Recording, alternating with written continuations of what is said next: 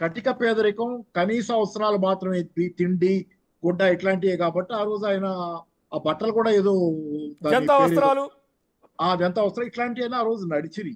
ఈ రోజు అంతటి స్థాయిలో మీకు ఆకలి చావులు లేని దేశం ఒకటి ఏర్పడింది. ఓవరాల్ గా ఏంటంటే ఉత్పత్తి పెరిగింది, ఆకలి చావులు దరిదాపుగా ఎలిమినేట్ అయినాయి. అంటే ఆహారాన్ని ప్రొవైడ్ చేయగలిగిన శక్తి కానీ ఇది కానీ ఓవరాల్ గా ఆకలి చావులు లేవు కాబట్టి కనీస అవసరాల తాలూకు ప్రాతిపదికలు ఈ రోజు చాలా మారినాయి అనేది ఇప్పుడు నాకు అనిపిస్తున్న విషయాల్లో మరీ ముఖ్యమైనది. అంత మాత్రాన కనీస అవసరాలు ఇవ్వకూడదని కాదు, కనీస అవసరాలు ఇవ్వాలి కానీ దాంతోనే సరిపోదనేది. ప్రజల ఆస్పిరేషన్స్ చాలా పెరిగినాయి. ప్రజలు కోరుకుంటుంది ఏంటంటే విద్యా వైద్యం లాంటి వాటి విషయంలో. అందుకని ఆమ్ ఆద్మీ పార్టీయే సక్సెస్ అవుతుంది కన్సిస్టెంట్ గా. సరే తెలుగు ఆంధ్రప్రదేశ్ లో వైద్యంలో విద్యలో చేసామన్నారు కానీ సరే అక్కడ ప్రాబ్లం ఏమైందంటే నిరుద్యోగం మేజర్ ఇష్యూగా ఆంధ్రప్రదేశ్ లో ముందుకు వచ్చింది. అభివృద్ధి లేకపోవడం వల్ల నిరుద్యోగం ఉంది, జగన్ ఉండటం వల్ల అభివృద్ధి లేదనేది ఇది ఒక విషయ సర్కిల్ గా నడిచింది.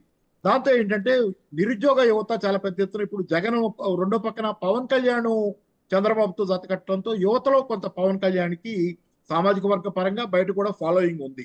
ఈ మొత్తం కలిసి ఏమైందంటే నిరుద్యోగం ఉండటం, ఆ జగన్ పవన్ కళ్యాణ్కి ఆ ఫాలోయింగ్ ఉండటం ప్లస్ ఇవన్నీ కలిసి ఓవరాల్ గా అదేంటంటే జగన్ కి అగెనిస్ట్ గా పనిచేసింది. దానిలో కూడా ఇప్పుడు మీరు క్లాస్ వార్ అన్నట్టు జగన్ అయినా నిజమే కొంత క్లాస్ వార్ తాలూకి. కానీ నేను ఒక వ్యాసం కూడా రాస్తున్నాను, అంటే నేను ప్రస్తావించడం సందర్భం కాకపోయినా, అంటే నా గురించి చెప్పుకోవడం సందర్భం కాకపోయినా చెబుతున్నా. వ్యాసం ఏంటంటే ఆంధ్రప్రదేశ్లో వర్గ పోరాటాలు కాలం చెల్లిందని కాదు కానీ వర్గ పోరాటం ప్రస్తుతం నడవట్లేదు సమాజంలో అనేది.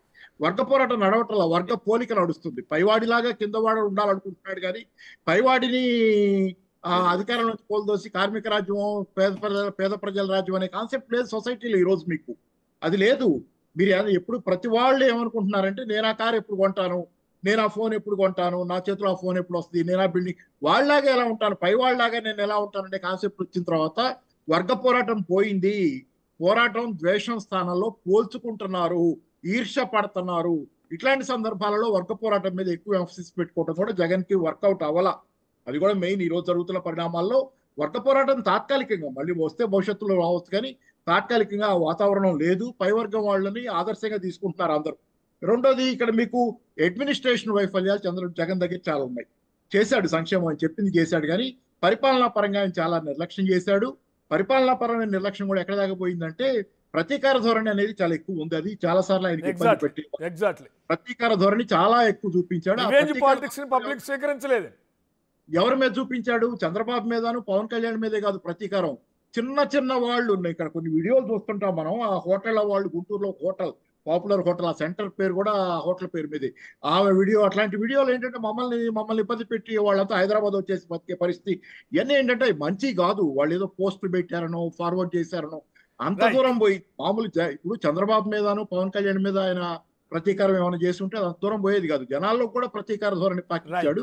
జనతా మొత్తం చాలా చెత్తగా పనిచేసింది అనేది మాత్రం నిజం.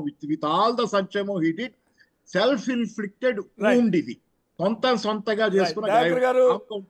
దయాకర్ గారు మీరు కూడా అంటే సరే ఏపీనా, తెలంగాణనా, ఆంధ్రప్రదేశా, లేకుంటే మరొక జాతీయ స్థాయిలోనా వెల్ఫేర్ స్కీమ్స్ వర్కౌట్ అవుతున్నాయా? కొన్ని సందర్భాల్లో సెంటిమెంట్ ఇప్పుడు తెలంగాణ జాతీయ రాజకీయాల్లో చూస్తే హిందుత్వ ఎజెండా ప్రధానంగా ఫోకస్ అయింది. మొత్తం ప్రధానమంత్రి ఉపన్యాసాలు అందరూ మేజర్ షేర్ చూస్తే కనుక మేము అధికారంలోకి వస్తే ముస్లిం రిజర్వేషన్లు రద్దు చేస్తాం, మీ 370ని రద్దు చేసాం, లేదంటే తలాక్